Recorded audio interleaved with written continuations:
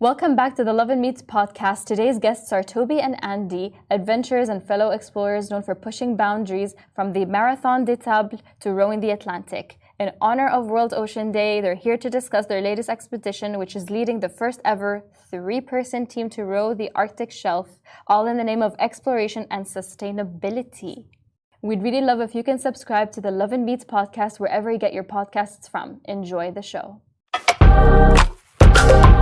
Welcome back to the Lovin Dubai show. Today's guest is Toby and Andy, adventurers and explorers known for pushing boundaries from the Marathon Des Sables to rowing the Atlantic. In honor of World Ocean Day, they are here to discuss their latest expedition, which is leading the first ever 3-person team to row the Arctic ice shelf, all in the name of exploration and sustainability. Toby and Andy, welcome to the show. Thank you for having us. It's nice to have you guys and to talk about something that's like so intense, because honestly, you don't hear about these kinds of stories a lot, like in Dubai specifically. So it's really great to have you guys here today.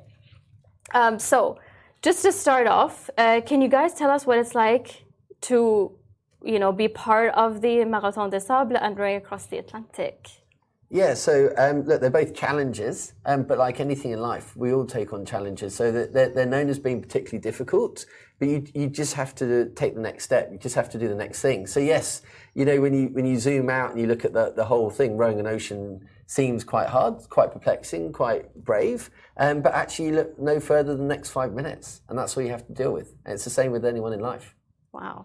Do you agree? I think there's a little bit more than looking 5 minutes. I think there's so much more pre-planning that goes into people don't see. I think that allows you to look for just the next 5 minutes, right? 100%. All the work that goes on behind the scenes before it. So yeah. How much training would you say you have to do to get ready for something as tough like that? Well, I think for the rowing, I think each to their own, really. We're all different physiques. We all have different lifestyles. So, we're doing, I would say, a couple of hours a day at the best days. The worst days are 30 minutes, 15 minutes on the row, whenever you can get on there. So, yeah. Okay. So what would you say inspired you guys to, take part in the Arctic ice shelf? I think you have to be the change that you want to see in the world. And if you look at where we're hoping to row in the Arctic, we shouldn't be able to row there. We can only row there because of global warming and what's happening to our oceans, and they're all heating up. So that's one. I think the second thing is we really passionately want to inspire students, the next generation, to dare to dream. And I think it's one thing doing ordinary challenges, but you have to do something that people have never done before, because that's really what captures the imagination. And we've got a program called Inspire 1 Million, where we hope to inspire 1 million students, not just here in the UAE, but across the world, to dare to dream, to protect the planet, and to be the future guardians of our ocean. That's a really interesting point. The part where you said global warming actually is the thing that's making it possible. Yeah, it's extraordinary. When we originally put in our plans, because we have to get permission from everybody. You can't just take a boat and suddenly do a little day trip. So we've had to. The government of Norway have been amazing. The governor of Svalbard, an island we're going past, has been amazing.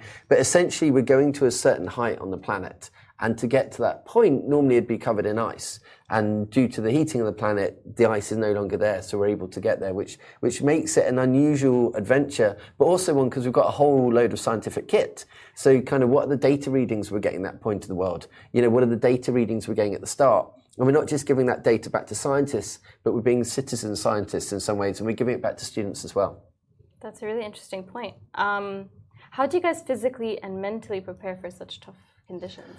I want to say that the physical side of things, there's a lot of training going into it. There's a lot of strength, core training, a lot of rowing. The more hours you have on your rowing machine, it's not just about the muscles, but your body needs to get used to it. I think the mental space, if you risk assess the situation and you get everything laid out how it needs to be and you understand what you're up against, then, as Toby said earlier, just kind of looking into the next 5-10 minutes, it's going to be so variable when we're out there. We're very dependent on just ourselves. The weather's going to play a big factor in how the day looks ahead of us. So it's going to be, there's quite a lot of planning that is a bit last minute, if you can put it that way. Yeah. Because of the weather conditions and how it's unpredictable, right? Yeah, so we've got a lot of equipment that we're going to have on the boat. There's a lot of equipment for keeping us nice and warm. You know, the food supplies, making our own water is a big part as well of the trip. So yeah, there's a lot of planning that goes into it behind the scenes. So. Oh wow! So you said something about Svalbard, right? Are Yes. you going to be close to that area? Yes, indeed. So are you guys going to be like? Is it going to be like polar nights or anything like that? Yeah, or is it going to be the opposite? That's great. So the reason we're doing it in the short window we have, which is kind of July to mid-August, is because it's 24 hours worth of sunlight because of the Arctic summer.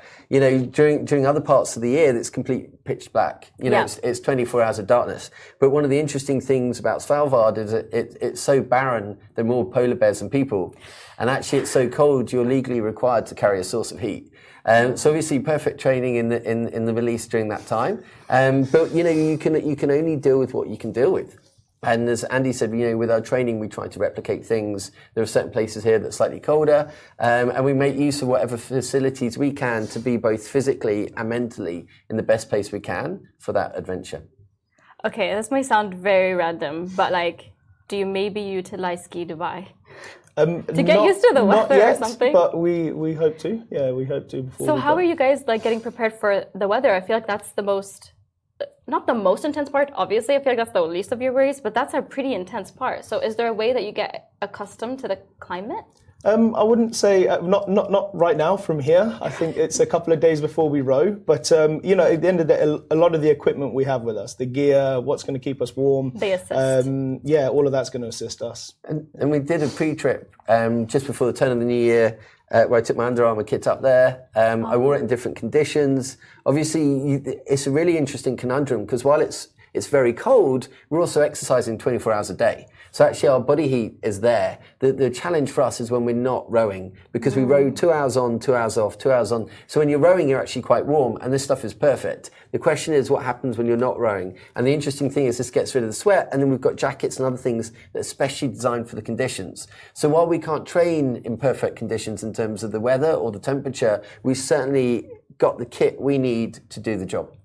Do you guys get the kit from Dubai by any chance? Yes, so we're currently just going through the final. We need to get the kit so we can start training in it beforehand. So we're hoping over the next week or so we'll get everything to us. So they would be available here.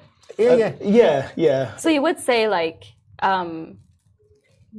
Dubai makes it relatively accessible for you guys to like go far beyond like your average sports, football, all that. It opens up the opportunity. I think there's a huge amount of suppliers here in the region. We're so lucky being so geographically located for an event like this. Yeah, I mean, it's the middle of the world pretty much, right? Everything comes in and out of here. That's true. There's great suppliers here, some great support here as well. So I think, yeah, it really does play a big difference. It's a hub for innovation and technology in some ways. I don't think we could have taken on this challenge in any other part of the world. Specifically because of the way people come together, they're solution orientated. You know, they look for answers rather than problems. And, you know, when you do come up against a challenge, it's an opportunity.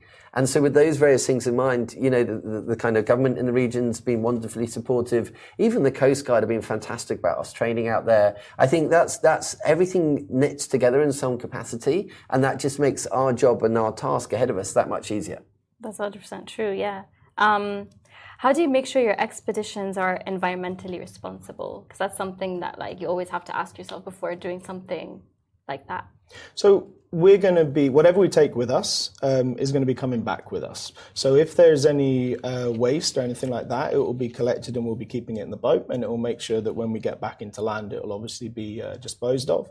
But yeah, pretty much that we don't have fuel on the boat. We don't have anything apart from our own muscles and energy to make it go. So everything that's on the boat is, propelled by us, run by us. We use solar power to obviously get our water maker working, our navigation equipment. So yeah, we're very much just self-reliant, and everything will come back with us. So yeah. That's really important, to be honest. There's no motors or anything. It's just you and your own muscle. Yeah.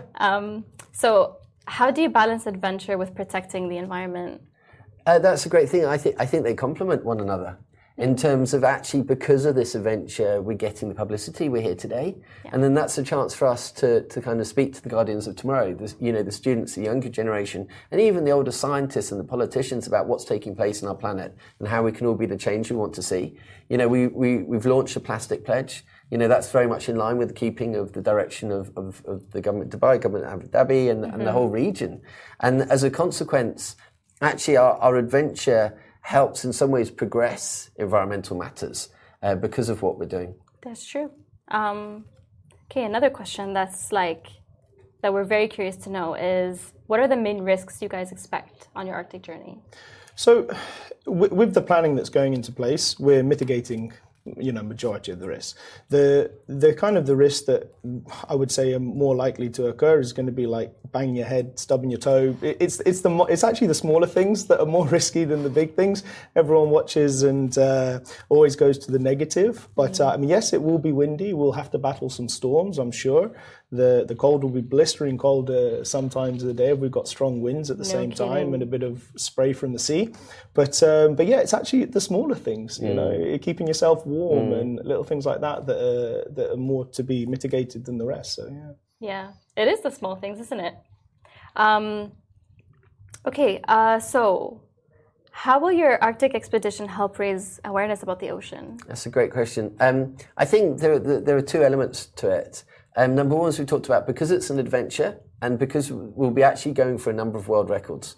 So that draws the attention. Then secondly, we can then educate through what we see, the data we get, and share that data, and that kind of informs what's taking place about the environment in that part of the world. I think more importantly, as Andy's already said, we're on a rowing boat. We've got no engine, we've got no motor, so we're not emitting anything. We're containing all our rubbish, we keep that with us. So actually, a lot of the data we're getting is kind of unique, because when you've got a scientific research vessel, and yes, they might have air monitoring equipment at one part of the boat away from the engines, but we've got no engine at all. So actually, the data we're getting is true and unique. I think it's also the way that nature interacts with us. The whales, the dolphins. So therefore, actually, when we're using sound monitoring equipment to listen to the whales, to listen to the dolphins, to see what's out there, to measure population growth, we're able to get that without any interference from any noise. So overall, our adventure, our expedition helps not just in terms of collecting data, but also informing people at the same time. I feel like that's really important, to be honest. And what advice would you have for adventurers aiming for a similar journey or for a similar challenge? Planning and having the support. There's 3 of us on the row, but there's a huge amount of people behind everything that's going on. It's huge support from all over. It takes a huge team. Well, it's family as well. You think you're leaving your family for a few weeks out at sea, and so your family, your friends, a lot of your network. So it's definitely not just a 2-man, 1-woman show. It's there's a lot that goes into it. I think our expedition is reflective of the UAE, of the region, in terms of it's lots of nationalities coming together. Our satellite equipment's coming through a company called Range Global, who have been amazingly supportive over in America. We've got a Schenker water maker, and because we have to desalinate all our own water from the ocean, we can't take enough water for the journey. And they're based out in Italy originally. So actually, this is a global effort, not just a local one. True. And do you think, what are the qualities that are important for teamwork in remote places like the Arctic? I think support, and you've got to have a lot of trust in one another. Yeah. There's no way you're going to do this just on your own. We're going to rely on each other. We're going to expect each other to put the same amount of energy and workload into it. When we're at home training, we're expecting our teammates to also be training, and I'd say just looking out for one each other, and it's mostly about trust and teamwork. But also just openness. We've got great dialogue on the group. If there's a challenge or a situation, we're just very open and honest with each other, and we share that information. We just find a very quick way forward. Okay, on to our last and final question. What future expeditions are you considering after the Arctic journey? I don't know. The world is our oyster, right? We've got a rowing boat. There's a lot of water out there. There's a lot of amazing passages to row. So yeah, I don't know how much we can say without saying too much. As much as you're comfortable. Yeah, okay. So there are certainly plans. I think we can go on record here and say that the next challenge is based off the coast within the Arabian Gulf, focused on female participants, because our teammate Orla, she's going to be the first female in the world in history to have rowed open Arctic waters. Yeah, it's a massive achievement. That's incredibly impressive. And she's a tough cookie, she's a smart cookie, she's a wonderful teammate. And we're going to use that and the interest and awareness that's generated, because, our kind of slogan on that behalf, where we champion gender equality, is that greatness knows no gender. And, we're both fathers, we've both got daughters. And I think, we want to make them proud as much as anything else. So actually, we can say there is a row in planning for the Arabian Gulf. I know I'm still being a little vague because we haven't publicly announced it. Perhaps said more than I should already. But I just think this is a real chance to inspire. It doesn't have to be about rowing. It just has to be about ordinary people doing the extraordinary and taking steps forward for yourself. It's the beginning of the week. We've all been off for a few days. What joy is everyone having today? How they progress in their lives? How they move in the boundaries? That's true. That's true. Honestly, thank you guys for the conversation today and letting us know what the Arctic entails and the journey that entails. Thank you, Toby, and thank you, Andy, for coming today. Thank you. And that's all the time we have today. Stay tuned. We're back tomorrow at 8:30. Thank you. Thank you. Thank you very much. Thanks.